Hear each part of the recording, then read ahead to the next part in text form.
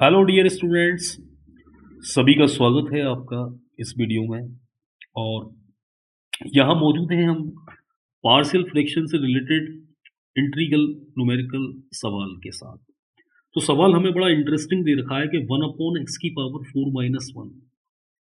अब यहाँ हमें ये दिखाई नहीं दे रहा है कि भाई ये कौन सा टाइप है। तो पहले हमको दिखाई दे रहा है x की पावर 4, तो हम लिख सकते हैं x स्क्वायर का स्क्वायर, और 1 को लिख सकते हैं 1 का स्क्वायर।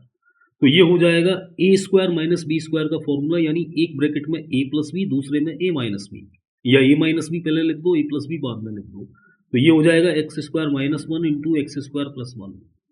इसके बाद में फिर ये बन रहा है ए प्लस बी इंटू ए माइनस बी का, भाई 1 को 1 का स्क्वायर तो लिख ही सकते हैं। तो ये बन जाएगा x plus b into x minus x plus 1 into x minus 1 into x square plus 1 d x. ठीक है, तो टाइप नंबर 1 और टाइप नंबर 2 मिक्स्ड बन गया ये क्वेश्चन। ठीक है, क्योंकि इस ब्रैकेट में सिंगल पावर है, इस ब्रैकेट में सिंगल पावर है, और इस ब्रैकेट में डबल पावर है। ठीक है, तो भाई सबसे पहले इसकी पार्शियल फ्रैक्शन बनानी होगी, तो हम लेट कर लेते हैं इसको 1/x plus 1 x minus 1 x square plus 1 बराबर। अब पहला वाला ब्रैकेट ए के नीचे आएगा, दूसरा बी के नीचे आएगा, और तीसरा आएगा सी एक्स प्लस डी के नीचे। खास तौर से इस बात का ध्यान रखेंगे, क्योंकि इसे करने में स्टूडेंट्स अक्सर गलती कर देते हैं।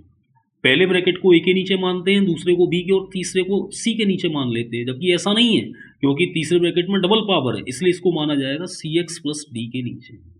अब क्या करना है, वही करना है, वही एलसीएम लेना है। तो जो लेफ्ट में है वही राइट में एलसीएम आ जाएगा, और इधर multiply A B C A B और सी एक्स प्लस डी से हो जाएगा। तो इससे ये कट जाएगा, कटने के बाद जो भी बचेगा उसका आपस में मल्टीप्लाई करना है।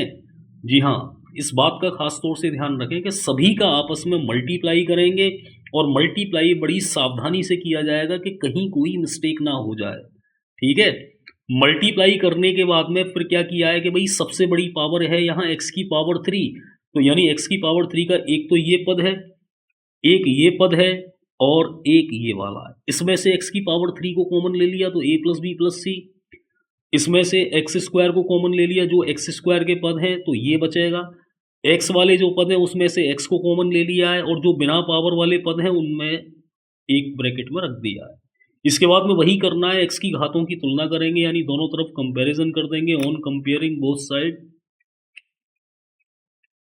और कंपैरिजन करने के बाद में हमें ये 4 इक्वेशंस मिल जाएंगे। ठीक है, अब इन चारों इक्वेशंस को सॉल्व करना है। तो वही मैंने क्या ले लिया है, पहले और दूसरे को ले लिया है और इन दोनों को जोड़ दिया है। तो यहाँ से मुझे बी सी और डी के रूप में एक इक्वेशन मिल गया, जिसे मैंने कह दिया 5वां।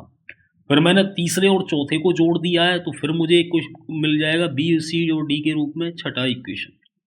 फिर मैंने 5वें और 6ठे को जोड़ दिया है, तो मुझे यहाँ से b का मान आ जाएगा 1/4, और b के मान को अगर मैं पहले और तीसरे में लगा दूं तो मुझे इक्वेशन मिल जाएंगे a प्लस सी बराबर -1/4 और a माइनस सी बराबर -1/4। 7वां और 8वां इक्वेशन मिल जाएगा।